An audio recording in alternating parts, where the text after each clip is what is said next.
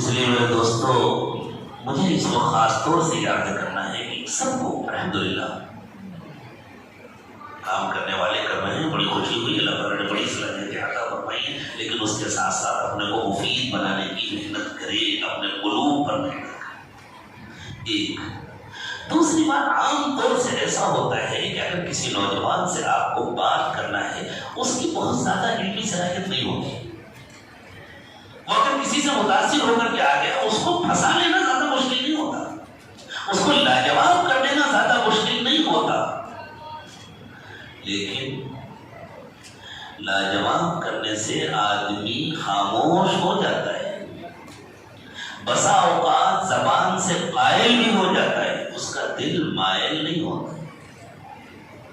اس لیے میں اپنے تمام نوجوان فضلاء سے اور مختلف میدانوں میں کام کرنے والوں سے یہ درخواست کروں گا،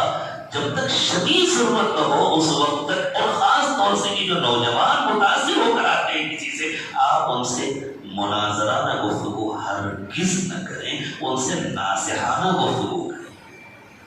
ان کے ہمدرد بن کر گفتگو کریں۔ ہاں ان کا کوئی مبلغ آئے تو آپ اس سے مناظرانہ گفتگو کریں، لیکن ہر نوجوان سے آپ مناظرانہ گفتگو نہ کریں۔ اس لیے آپ نے لاجواب کر دیا، وہ خاموش ہو گیا، دوسری جگہ اس کو اس کے ذہن کے مطابق سوالات کا جواب مل رہا ہے، تو پھر بھائی ایک بھوکا آدمی ہے، اگر آپ نے کھانا نہیں کھلایا تو کب تک بھوکا رہے گا بیچارہ، جہاں اسے کھانا ملے گا وہاں جائے۔ تو ناصحانہ انداز اختیار کرنا چاہیے، نوجوانوں کو کام سے لگانا چاہیے، ان کو جوڑ کر کے رکھنا چاہیے، جیسے اور تجویزیں آئیں گی، کبھی چائے کی دعوت، کبھی کھانے کی دعوت، مستقل ان کی صلاحیتوں کو استعمال کریں۔ رسول اکرم صلی اللہ علیہ وسلم کو دیکھیں، حضور اکرم صلی اللہ علیہ وسلم نے ہر آنے والے کی، ہر کلمہ پڑھنے والوں کی صلاحیتوں کو پڑھا اور سمجھا ہے، اور نبی سے بڑا ماہر نفسیات کوئی نہیں ہوتا، نبی سے زیادہ انسانوں کی پہچان کسی کو نہیں ہوتی۔ اللہ کے نبی صلی اللہ علیہ وسلم نے ہر ایمان والے کی صلاحیتوں کو استعمال کروایا،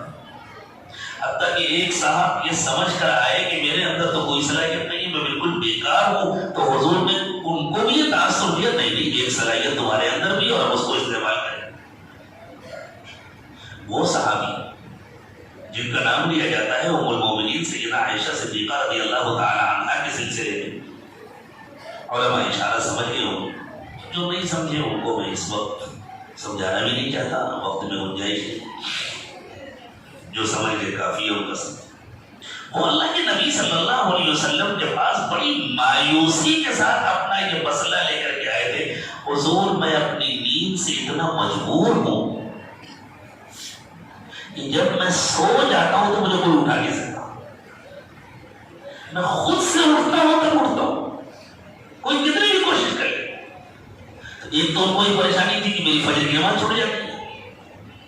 تو اللہ کے نبی صلی اللہ علیہ وسلم نے تو یہ اطمینان دلایا کہ تم بیمار ہو، اس لیے تمہارے لیے نماز قضا نہیں ہوتی، گناہ نہیں ہوتا، جب تمہاری آنکھ کھلے اس وقت نماز پڑھ لیا کرو، تمہارے لیے وہی نماز کا وقت ہے، بیمار کے لیے مسائل الگ ہوتے ہیں۔ صرف مسئلہ نہیں بتایا اللہ کے نبی صلی اللہ علیہ وسلم نے، آگے فرمایا بھائی تم تو ہمارے کام کے ہو، جب ہم اللہ کے راستے میں سفر کرتے ہیں اور کہیں پڑاؤ ڈالتے ہیں، ہم جنگلوں میں پڑاؤ ڈالا جاتا تھا، رات کے آخری پہر میں ہمیں روانہ ہونا ہوتا ہے، سب لوگ روانہ ہو جاتے ہیں، کیونکہ اندھیرا ہوتا ہے، وہاں پہ روشنی نہیں ہوتی، وہاں چراغ جلانے کا موقع نہیں ہوتا، لالٹینیں نہیں ہوتی تھی، تو کسی کا لوٹا چھوٹ جائے گا، کسی کا گھوڑا چھوٹ جائے گا، کسی کا کوئی سامان چھوٹ جائے گا، اور تم تو سوتے رہو گے، تمہیں تو سورج ہی آ کر کے اٹھائے گا۔ تو تم ایک کام کیا کرو، جب اٹھا کرو تو پورے میدان میں گھوم پھر کے دیکھ لیا کرو، جو سامان چھوٹا ہوا مل جائے اسے سمیٹ کر کے اگلے پڑاؤ میں ہمارے پاس آ جایا کرو۔ اللہ کے نبی صلی اللہ علیہ وسلم نے پہلے تو ان کی مایوسی دور فرمائی، مسئلہ بتا کر کے من نام عن صلاۃ او نسیھا فلیصلیھا اذا ذکرھا۔ میں یہ نہیں کہا کہ اس وقت تم سے حضور نے یہ بات فرمائی، لیکن یہ اصولی بات اللہ کے نبی صلی اللہ علیہ وسلم فرما چکے، تو ان کو مطمئن کیا کہ تم پریشان نہ ہو، تمہیں کوئی گناہ نہیں ہوتا۔ پھر ان کی یہ مایوسی ختم کی کہ میں تو کسی کام کا نہیں ہوں، میں سوتا رہ جاتا ہوں، حضور نے فرمایا نہیں تم کام کے ہو، ہمیں اس کام کے لیے ایک آدمی کی ضرورت ہے، تم اس کام کے ہو، تم یہ کام کیا کرو۔ ان کی مایوسی ختم کر دی۔ اللہ کے نبی صلی اللہ علیہ وسلم نے ہمیشہ ہر صلاحیت کو استعمال فرمایا ہے، حتیٰ کہ حضور اکرم صلی اللہ علیہ وسلم دیکھ رہے تھے کہ کہ حضرت خالد ابن ولید کے اندر کیسی صلاحیت ہے. حضرت خالد ابن ولید اور حضرت اکرمہ ابن ابی جہل رضی اللہ تعالی عنہما، ان دونوں کی صلاحیتوں کے نتیجے میں احد کی جیتی ہوئی جنگ شکست میں بدل گئی تھی. لیکن اللہ کے نبی صلی اللہ علیہ وسلم دیکھ رہے تھے کہ ان میں کیسی صلاحیت ہے. حضرت خالد کے بھائی جو مسلمان ہو چکے تھے، ان سے اللہ کے رسول صلی اللہ علیہ وسلم نے ارشاد فرمایا، مجھے حیرت ہے خالد جیسا سمجھدار اور عقل مند آدمی، اور اب تک وہ اللہ کے دین سے دور ہے، اب تک اسلام سے دور ہے، میں تو انتظار کر رہا ہوں خالد آئے اور ہم ان کی صلاحیتوں سے فائدہ اٹھائیں. بھائی نے جب جا کر کے کہا کہ خالد تم انہیں اپنا دشمن کہتے ہو،